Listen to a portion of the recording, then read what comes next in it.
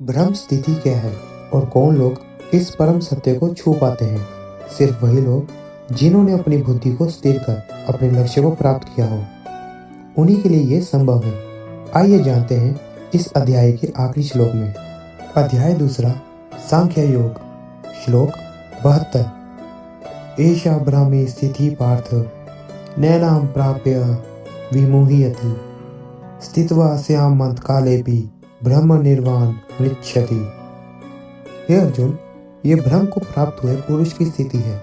इसे प्राप्त करके योगी मोहित नहीं होता और अंतकाल में भी इस ब्रह्म स्थिति में स्थिर होकर ब्रह्मानंद को प्राप्त हो जाता है।